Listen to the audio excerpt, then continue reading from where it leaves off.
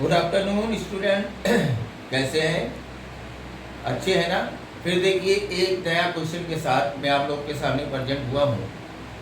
Question क्या कह रहा है? Find the value of magnitude of force. तो ध्यान से देखिए बोर्ड की तरफ। क्वेश्चन ये है कि एक स्प्रिंग है जो किसी सीलिंग से अटैच है। ये सीलिंग हो गया और जो स्प्रिंग्स है ये वर्टिकल से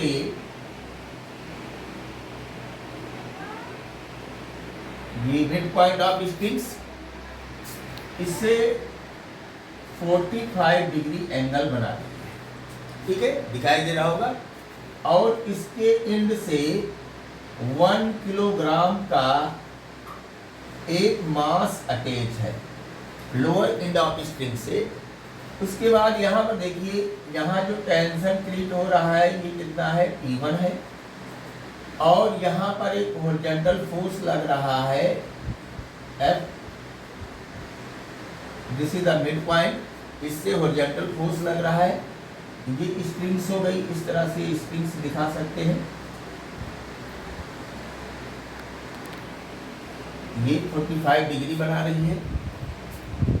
ये जो टेंशन है, इस टेंशन का एक कंपोनेंट ये वाला होगा, इसको T1 cos 45 डिग्री।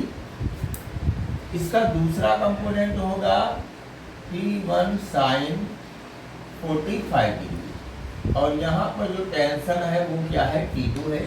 हमें निकालना क्या है? का मैग्नीट्यूड ऑफ फोर्स। फोर्स की वैल्यू कितनी होगी? तो चलिए शुरू करते हैं। सॉल्यूशन इसका तो देखिए, एट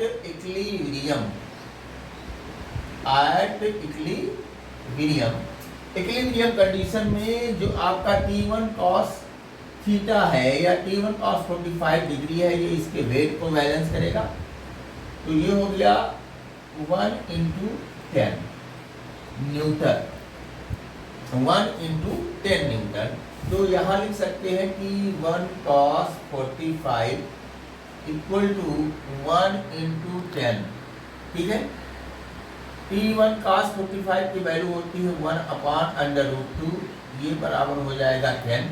यहाँ से T1 की वैल्यू आ गई 10√2। This is the equation number 5। Now दूसरा कंपोनेंट है T1 sin 45 जो हॉरिजॉन्टल फोर्स को बैलेंस कर रहा है। तो देखिए जो फोर्स होगा F equal to T1 sin 45। देखिए एकदम से हमारा जो आंसर है करीब है। T1 की वैल्यू सामने लिखी हुई है, कितनी है? 10√2। एंड sin 45 की वैल्यू होती है 1/√2।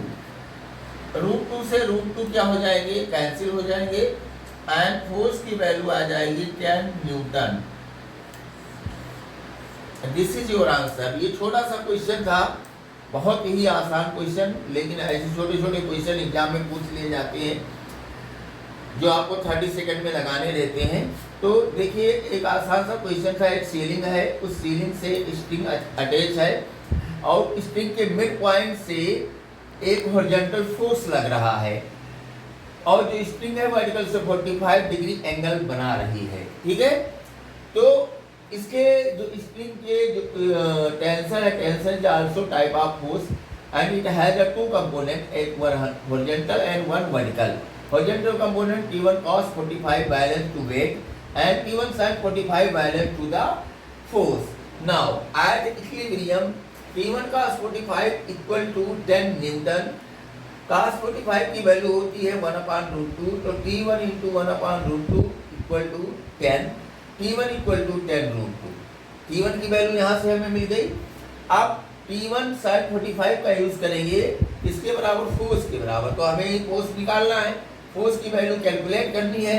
तो F equal to T1 sin 45 and then T1 की वैल्यू 10√2 पहले से कैलकुलेट कर चुके हैं। 10√2 × 1/√2 then F equal to 10 Newton.